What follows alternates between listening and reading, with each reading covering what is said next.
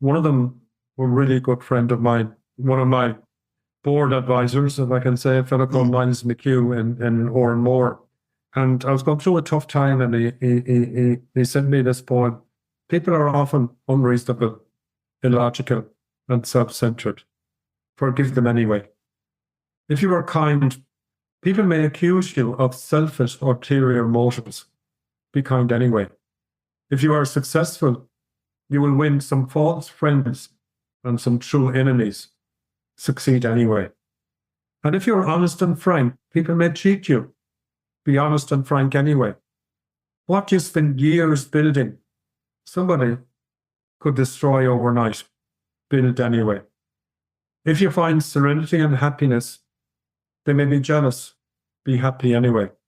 The good you do today, people will often forget tomorrow. Do good anyway. Give the world the best you have. It may never be enough. Give the best you've got anyway. Because you see, in the final analysis, it's between you and God. It was never between you and them anyway. Who wrote that? That was, oh Jesus, it's wrong. I wasn't Jesus. I get it for you. It certainly wasn't me. But the second one was me. Okay. I wrote it in a Barnes and Noble shop in Chicago a number of years ago. My wife was going through shops and so on. I'm not much of a shopper. So I sat down there and I looked at a few books, and I had a cup of tea or coffee. And it's called The Happiness Poem. Life is our circle. It rotates like a wheel. We move and yet stay still. We float in a space confined in a place created by our will. And yet, we search something new outside of that space to sprinkle with joy our journey with you. But let us reflect on this journey we share, for it's not out there, but within is the gem. And very nice. I like going back to that every now and again. Not very often, sometimes. But since you asked me, the Sally Gardens. And is your poem in the Purposeful Decision Maker book, is it? In the forward, no? There's no poem in the book. That's a kind of a strange, not so strange, but it wasn't really a kind of a planned thing I was going to do.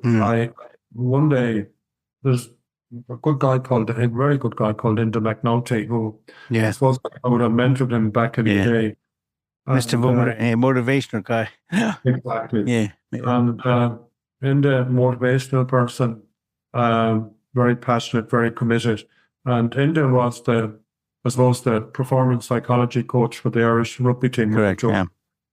And Enda phoned me at the beginning of COVID, a couple of months into it, and he says to me, what's your COVID project, Pádraig? Well, how do you mean, Enda? Well, he said, look, we don't know how long we're going to be locked down, certainly cannot do business or do the things you normally did, so you should have a project. I said, what project? The only project I have is to avoid getting the bloody thing. And he said, no. He said, write that book. I'm telling you for ages to write that book. And I said, I'm hardly able to read the book. I'm not writing.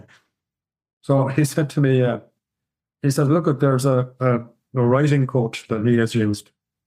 Well, actually, he's a great guy, a guy called John Hearn. From Wexford, he's living in Galway. So he said, I'll connect both. Yeah, that's okay. So I connected with John. And we walked the Prominence Hotel about a metre apart, as we had to do at the time, and so on. And I was going to write about leadership because it's something I have a passion for, and I've done a lot of work in it, and I've created a leadership program in a university in Switzerland with a professor over there on executive learning stuff. So that was something I was going to do, and might know something about it, or I thought I did. So after a while, John said to me, you're not writing about leadership. I said, why not? I don't know what it's to write about. He says, no, he says, two reasons. One, he says, if you're going to Eason's or any bookshop, or even look up Amazon, you're going to get wall-to-wall books on leadership. I said, yeah, you're right. So I said, I know what to write about. He said, I know what you're going to write about. I said, what? you're about to write about decision making. I said, Jesus, John, not me. I've made lots of bad decisions. I'm not the one to write about decision making. And he said, look, let's try it. I said, why do you think should I write about decision making? And he said to me, remember you told me you're an airline for 26 years and I never had an accident, thank God. Yeah. And remember you telling me what the single most important word in aviation is? I said, yeah. And he said, what you tell me? I said, safety is the most important word in aviation. If you don't have a safe airline, not only will passengers not fly with you, but the pilots won't fly with you. So that was my number one objective in 26 years, owning and running an airline, to make sure it's a safe airline, the safest I could possibly make it. Yeah. And you said to me I asked you, and he said, John asked me, so what's the most important thing about safety?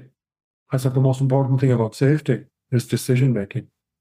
Think of Captain Sully who went into the Hudson River. Correct. Yeah. Decision making. So I spent 26 years in creating the environment and providing the training and support for my staff and team to make the best decisions I could, given the circumstances, any circumstances they were in. And that's where the book came from. Plus also, I was at the beginning, I was solicitor, accountant, and I was in the Shannon for 4 years and a number of other things. So actually, I was able to pull in, I suppose, my knowledge and experience of decision making or lack thereof, or whatever the case may be, in those experiences as well. And then John and I looked at doing research as well, getting evidence-based research on research that was done on decision making. And that's all combined into the book.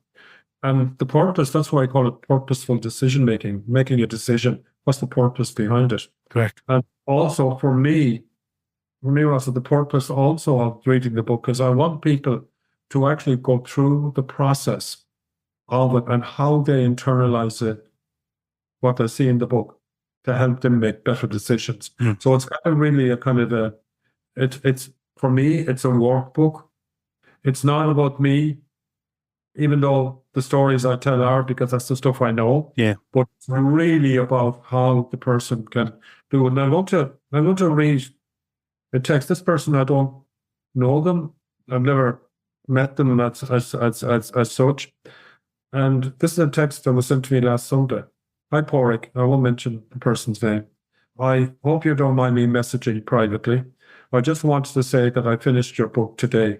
It's been so beneficial to me.